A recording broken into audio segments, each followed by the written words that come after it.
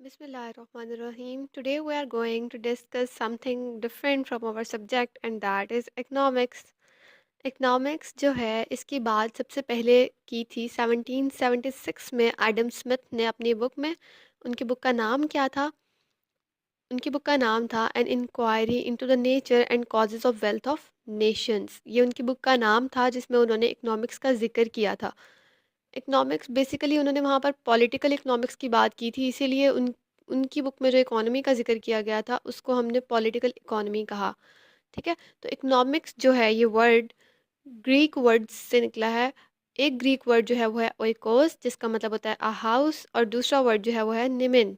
निमिन जो है इसका मतलब है मैनेज करना, टू मैनेज। तो अगर हम इसकी डेफिनेशन की बात करें तो इसकी अगर हम वर्ड्स से देख के डेफिनेशन बनाने की कोशिश करें तो वो बनेगा managing a house hold using limited और स्कार्स रिसोर्सेज। इसका क्या मतलब है कि अपने हाउस होल्ड को, अपने हाउस को मैनेज करना लिमिटेड रिसोर्सेज में। मतलब आपके पास रिसोर्सेज या ज़राए या मींस जो हैं वो कम है और आपने लिमिटेड रिसोर्सेज में अपने हाउस होल्ड्स मैनेज करने हैं। ठीक है, इसकी दूसरी डेफिनेशन अगर हम देखें तो वो ये होगी कि ये स्टडी है चॉइस की। ठीक है, it is the study of choice जिसमें आपको चूज़ करना पड़ता है। ठीक है, क्या चूज़ करना पड़ता है? Individual make choices in everyday life by using scarce resources, यानी कि आपको चूज़ करना होता है कि एक लिमिटेड रिसोर्सेज हैं आपके पास, उनमें आपने कैसे मैनेज करना है। आपने चूज़ करना है कि कौन सी चीज़ें जो है वो आपकी नीड्स हैं और कौन सी आपकी वांट्स हैं, और आपने किसको प्रेफर करना है, आपने कौन सी चीज़ जो है वो पहले करनी है और कौन सी चीज़ बाद में। ठीक है, तो ये थी इसकी डेफिनेशन। अगर हम बात करें इसकी टाइप्स की तो इसके दो टाइप्स हैं, एक को हम कहते हैं माइक्रो इकोनॉमिक्स और एक को हम कहते हैं मेगा इकोनॉमिक्स, या फिर आप उसको मैक्रो इकोनॉमिक्स भी कह सकते हैं। Macro word is better than mega. Micro economics and macro economics. तो माइक्रो इकोनॉमिक्स की अगर हम बात करें, जैसे कि हमें नाम से ही पता लग रहा है माइक्रो मतलब कि ये इकोनॉमिक्स की स्टडी तो होगी लेकिन स्मॉल लेवल पे होगी। और स्मॉल लेवल पे क्या क्या चीज़ें बीच में आ जाती हैं, जैसे कि study of behavior of individuals or firms in making decisions regarding the distribution of limited resources। यानी कि कोई इंसान या कोई एक फर्म, फर्म भी छोटे लेवल पे हम कह सकते हैं, कंट्री वाइड तो नहीं हम कहेंगे ना इसको, इसलिए ये माइक्रो है। इसमें क्या है कि फर्म या फिर इंडिविजुअल जो है वो डिसीजंस लेते हैं कि डिस्ट्रीब्यूट कैसे करें लिमिटेड रिसोर्सेज को। ठीक है, अब इसमें क्या क्या चीज़ें आ सकती हैं? Investigation of unemployment rate in a particular industry, यानी कि किसी भी एक इंडस्ट्री के हवाले से आप बात कर सकते हैं, किसी भी आप अ, एक रीजन के लिहाज से, या फिर आप कह सकते हैं कि एक पर्टिकुलर एरिया में आप बात कर सकते हैं इसकी, क्योंकि ये माइक्रो लेवल पे मतलब छोटे लेवल पे होगी। अब देखें प्राइसिंग ऑफ पर्टिकुलर कमोडिटी, मतलब आप किसी भी एक पर्टिकुलर कमोडिटी की प्राइसिंग के बारे में बात कर सकते हो, तो हम उसको माइक्रो इकोनॉमिक्स के अंडर डिस्कस करेंगे। फिर है microeconomics is also called as price theory. Price theory क्यों कहते हैं इसको? क्योंकि इसमें हम प्राइसेस की बात भी करते हैं, कुछ पर्टिकुलर चीज़ों की प्राइसेस की हम बात कर सकते हैं माइक्रो इकोनॉमिक्स में, छोटे लेवल पर बात करते हैं। ठीक है, उसके बाद जो हमारे पास दूसरी टाइप है वो है मैक्रो इकोनॉमिक्स।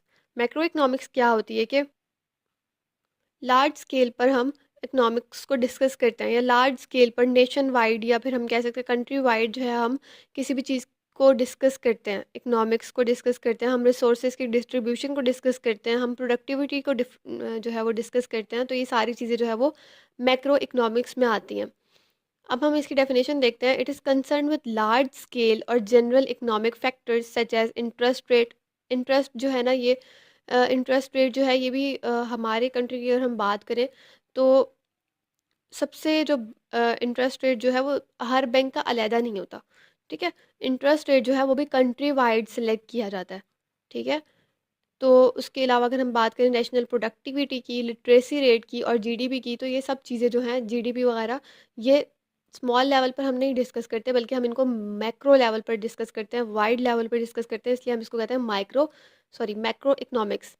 अब हम कुछ चीज़ें डिस्कस करते हैं जो जनरल डिस्कशन के लिए ज़रूरी हैं, जिसमें हमारे पास है the term micro and macro was first introduced by professor Ragnar Frisch of Oslo university during 1920s। मतलब कि रेगनर फ्रिस्ट थे ऑस्लो यूनिवर्सिटी के, उन्होंने 1920 में पहली बार माइक्रो और मैक्रो की टर्म जो है वो इंट्रोड्यूस कराई थी। उसके बाद क्या होता है कि माइक्रो इकोनॉमिक्स जो होते हैं, ज़ाहिर है माइक्रो की हम बात करें तो वो स्मॉल पार्ट्स देखेंगे इकोनॉमी के। उसके अलावा हमारे पास means and ends are basis on which whole science of economics is built. अब देखें कि मीन्स और एंड्स जो है वो बेसिस है जिन पे पूरी इकोनॉमी जो है वो बिल्ड की जाती है। और मीन्स और एंड्स होते क्या हैं, अब हम ये बात करेंगे। मीन्स क्या होते हैं, एंड्स क्या होते हैं, हमारी वांट्स क्या होती हैं और नीड्स क्या होती हैं, ये चीज़ें हमें डिस्कस करना ज़रूरी है। एंड्स क्या है? एंड्स कहते हैं हम नीड्स को या वांट्स को, जो हमारी ह्यूमन बींग्स जितने भी हैं उन सबके डिज़ायर्स को सेटिस्फाई करती है। क्या मतलब कि हम चाहते हैं कि भाई हमारे पास ये चीज़ें हों, ये चीज़ें हों, ये चीज़ें हों। तो एंड्स में हम दो चीज़ें डाल सकते हैं, एक होती है नीड्स और एक होती है वांट्स। नीड्स क्या होती है? बेसिक चीज़ें हमारी ज़िंदगी गुजारने के लिए जो हमें ज़रूरी हैं, ठीक है?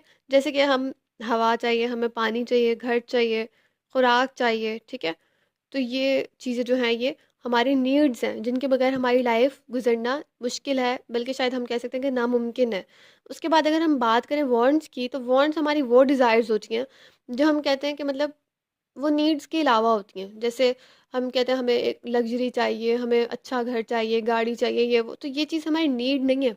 नीड वो चीज़ें हैं जो हमारी ज़िंदगी के लिए बेसिक्स हैं, यानी जिनके बगैर हम ज़िंदगी नहीं गुजार सकते। लेकिन वांट्स वो चीज़ें हैं जिनके बगैर हम ज़िंदगी गुजार सकते हैं, लेकिन ये हर इंसान में डिज़ायर होती है कि हमारे पास ये चीज़ हो, ये चीज़ हो, ऐसे हो, वैसे हो। तो ये चीज़ें जो है वो वांट्स कहलाती हैं।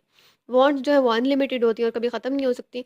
तो इकोनॉमी जो है या इकोनॉमिक्स जो है वो हमें किस चीज़ में हेल्प करती है कि हम देख सकें अपनी वांट्स में से कि हमारी अर्जेंट वांट्स कौन सी हैं, यानी हमें ज़रूरत अभी जल्द से जल्द हमें ज़रूरत कौन सी चीज़ों की है और देर से हम कोई चीज़ें डिले भी कर सकते हैं, ठीक है? तो हमें एक स्पेसिफिक अमाउंट हमारे पास, या हम कह सकते हैं हम स्पेसिफिक सैलरी या मनी होती है, उसमें हमें सब चीज़ें मैनेज करनी होती हैं। तो उसमें हमें देखना होता है कि हमारे पास ज़्यादा अहम चीज़ कौन सी है जिसको हम पहले चीज़ ले लें, और ज़्यादा गैर अहम कौन सी है जिसको हम थोड़ा डिले कर सकते हैं। तो thus we have to make choices between urgent and less urgent wants. Thus the problem of choice arises. That's why economics is called the science of choice. So we have discussed ends, मतलब कि needs और wants में हमें पता लग गया कि difference क्या होता है। अब मीन्स क्या होते हैं? मीन्स या रिसोर्सेज एक ही बात है। मीन्स कह सकते हैं हम लिमिटेड रिसोर्सेज को, मतलब कि वो रिसोर्सेज जो हमारे पास एक लिमिटेड अमाउंट में प्रेजेंट है, ठीक है? तो क्या होता है कि हमें कोई भी वांट या अपनी कोई भी डिज़ायर पूरी करने के लिए जो रिसोर्सेज चाहिए होते हैं उनको हम कहते हैं मीन्स, ठीक है? तो means are required to be use for satisfaction of various wants. अब हम बात करते हैं मीन्स क्या हो सकते हैं। अब जैसे हमें कोई चीज़ ख़रीदनी है, हम चाह रहे हैं जी हम गाड़ी ले लें, तो गाड़ी के लिए हमारे पास क्या चीज़ होनी ज़रूरी है? पैसा। तो मनी जो है वो एक ऐसा ज़रिया है जिससे हम चीज़ ख़रीद सकते हैं। नेक्स्ट हमारे पास बात आती है स्कार्स की। हमने बात किया स्कार्स रिसोर्सेज, या जिनको हमने कहा लिमिटेड रिसोर्सेज। लिमिटेड रिसोर्सेज क्या होते हैं कि वो रिसोर्सेज जो हमारे पास बहुत कम है, ठीक है? मतलब अगर हम बात करें पैसों की, तो पैसे फ़र्ज़ करें हमारे पास लिमिटेड है, एक स्पेसिफ़िक अमाउंट में हमारे पास पैसे हैं, और हमने उसी अमाउंट में अपने सारी नीड्स और वांट्स पूरी करनी है, और हमें इसके लिए चॉइस करनी पड़ती है। तो चॉइस के लिए हम इकोनॉमिक्स यूज़ करते हैं कि हमें डिसाइड करना पड़ता है भाई कौन सी चीज़ ज़्यादा इंपॉर्टेंट है और कौन सी चीज़ कम इंपॉर्टेंट है, हम उसके लिहाज से फिर चीज़ों को परचेज़ करते हैं, ठीक है? तो ये था हमारे पास एक ओवरव्यू इकोनॉमिक्स का। नेक्स्ट हम अपने नेक्स्ट लेक्चर में डिस्कस करेंगे कि एजेंट्स ऑफ इकोनॉमिक्स क्या होते हैं। Hope so you have understood. Thank you.